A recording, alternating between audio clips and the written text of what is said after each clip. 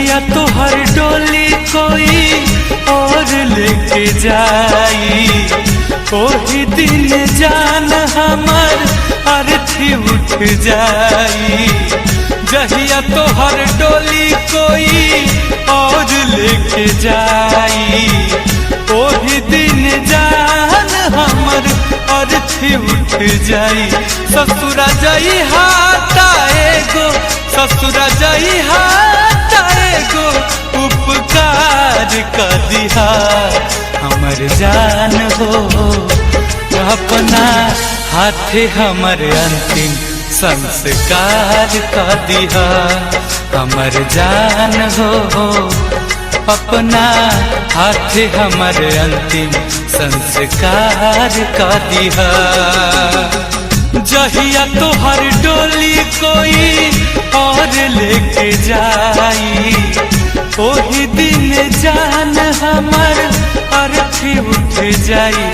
ससुरा जाई हाटाएगो,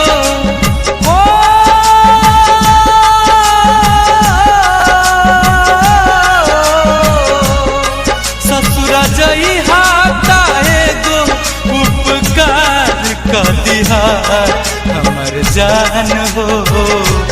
अपना हाथे हमर अंतिम संस्कार कर दिहा हमर जान हो। अपना हाथे हमर अंतिम संस्कार कर दिहा।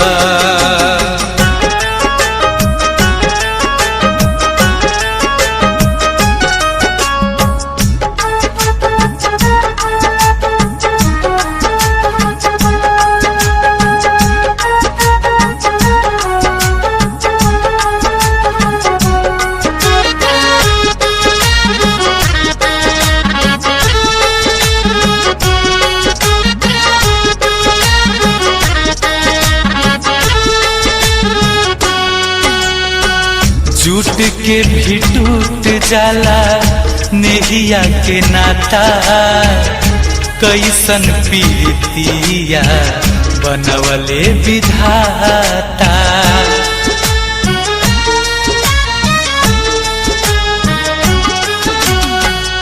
के करा से हासम बोलम के बासहारा, कैसे अकेले हम करम गुजारा।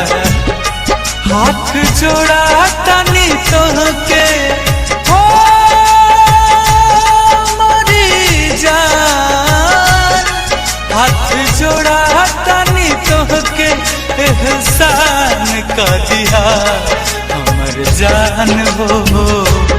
अपना हाथे हमर अंतिम संस्कार कर दिहा, अपना हाथे हमर अंतिम संस्कार कर दिहा।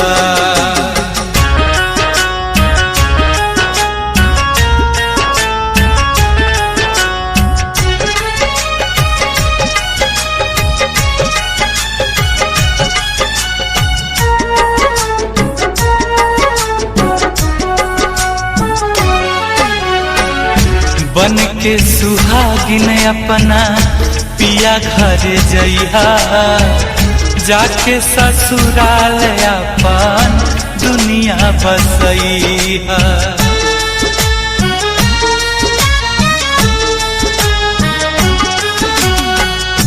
जुग जुग जीहा फूल जस गम गमइहा, रोबे के जरूरत नहीं थी बस मुस्कुराइहा।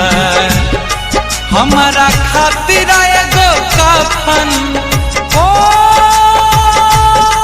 मितवारे, हमारा खातिर एगो कफन इंतजाम कर दिहा हमर जान हो। अपना हाथे हमर अंतिम संस्कार कर दिहा, अपना हाथे हमर अंतिम संस्कार कर दिहा।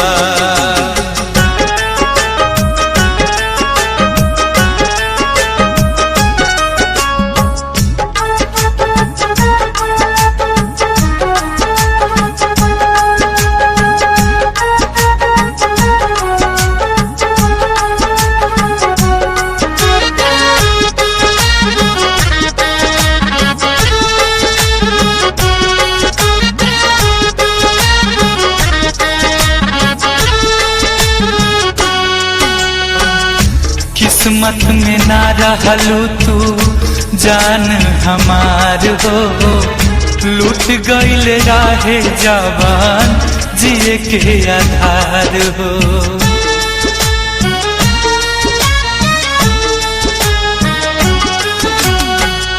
रही हा सलामत दुआ दी बार बार हो, मर के भी गुंजन तुमसे करत रही प्यार हो। और राम हसमुखी पातू हो साथिया, पवन बबलू गांधी पातू अब विचार कर दिया। हमर जान हो अपना हाथे हमर अंतिम संस्कार कर दिया, अपना हाथे हमर अंतिम संस्कार कर दिया। जहिया तोहर डोली कोई और लेके जाई, ओही दिन जान हमर अर्थी उठ जाई। ससुर जाई हाथा है गो ओ